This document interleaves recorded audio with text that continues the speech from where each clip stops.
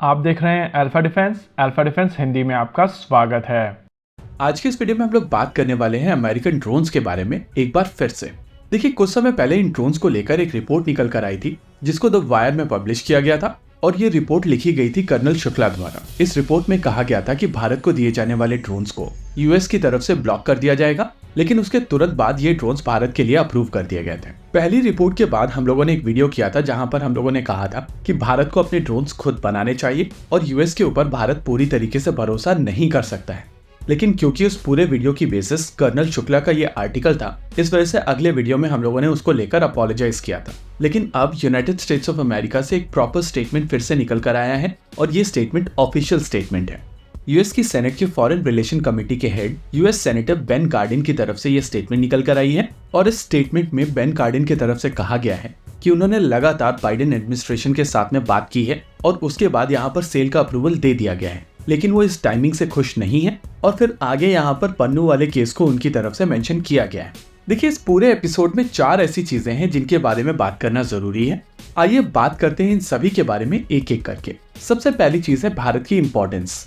देखिए, MQ-9 भी MQ-9 class का सबसे रीसेंट एडिशन है, लेकिन अगर इस फैमिली के ऑपरेटर्स की बात की जाए तो यूएस के बाद सबसे बड़ा ऑपरेटर यूके है। यूके इस समय प्रोटेक्टर कॉन्फ़िगरेशन में 16 ड्रोन्स को अक्वायर कर रहा है, लेकिन यूएस और यूके के अलावा जितने भी देशों के पास में ये ड्रोन्स हैं उनके नंबर सिंगल डिजिट में है। हालांकि आने वाले समय में यूएई की तरफ से 18 ऐसे ड्रोन्स अक्वायर किए जाएंगे, लेकिन भारत का नंबर 31 ड्रोन का है, यानी कि 31 ड्रोन्स का। यानी कि यूएस के बाहर भारत सबसे बड़ा इन ड्रोन्स का ऑपरेटर होने वाला है और इस तरीके की अपॉर्चुनिटी कोई भी देश अपने हाथ से नहीं जाने देगा। दूसरी चीज, इस समय यूएस में जो पॉलिटिक्स चल रही है उसको समझना भी जरूरी है।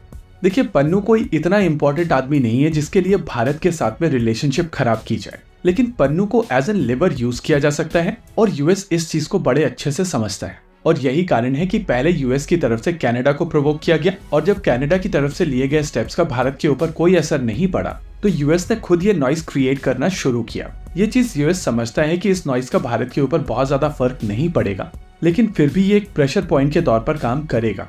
देखिए, यूएस सेनेटर बेंजामिन एल कार्डिन पहली बार भारत के खिलाफ नहीं बोल रहे हैं। भारत में जब पहली बार इंटॉलरेंस वाली डिबेट शुरू हुई थी तो लगभग 7 साल पहले उनकी तरफ से स्टेटमेंट्स दिए गए थे। साल 2016 के आसपास उनकी तरफ से ह्यूमन राइट वायलेशन वाली बातें कही गई थी और उनकी तरफ से लगातार इस तरीके के भारत के खिलाफ स्टेटमेंट्स आते रहते हैं। देखिए, इस तरीके के स्टेटमेंट्स के पीछे 2 चीजें होती हैं। एक, डोमेस्टिक पॉलिटिक्स, क्योंकि उनको अपने वोटर्स के बीच में वो परसेप्शन बनाए रखनी है, और दूसरा, खुद को रेलेवेंट रखना, क्योंकि अगर इस तरीके के स्टेटमेंट उनकी तरफ से आएंगे नहीं तो उनको बहुत ज्यादा फुटेज मिलेगी नहीं। यही कारण है कि यहाँ पर चौथा पॉइंट सबसे इंपॉर्टेंट है। देखिए, इस बात में कोई दो राय नहीं है कि MQ-9B इस समय वर्ल्ड के बेस्ट ड्रोन्स हैं और जिस तरीके की क्षमताएं ये ड्रोन्स भारतीय सेनाओं को देंगे वो इस समय विश्व में कोई भी ड्रोन नहीं दे सकता है। लोग क्लेम कर सकते हैं कि इजराइल के पास में भी हेरॉन TP है, लेकिन जिस तरीके की क्षमताओं के साथ में MQ-9B आते हैं, चाहे वो सेंसर्स की बात हो, सिक्योर डेटा लिंक की बात हो या फिर अलग अलग तरीके की पॉड्स की बात हो, ये सब चीजें इजरायली ड्रोन्स के साथ में नहीं आती हैं। लेकिन इंपोर्टेड वेपन्स के साथ में आप युद्ध नहीं जीत सकते हैं और आपको इवेंचुअली अपने खुद के हथियार बनाने पड़ेंगे। देखिए, हम लोग इस डिबेट को काफी लंबा खींच सकते हैं कि इंडियन पब्लिक सेक्टर कंपनीज बहुत ज्यादा एफिशिएंट नहीं है और इंडियन प्राइवेट सेक्टर कंपनीज बहुत ज्यादा इन्वेस्टमेंट कर नहीं रही हैं। लेकिन जरूरत है यहाँ पर बीच का रास्ता निकालने की, और जब तक भारत की तरफ से एक integrated drone development program initiate नहीं किया जाएगा तब तक भारत इस सेगमेंट में आगे नहीं बढ़ पाएगा।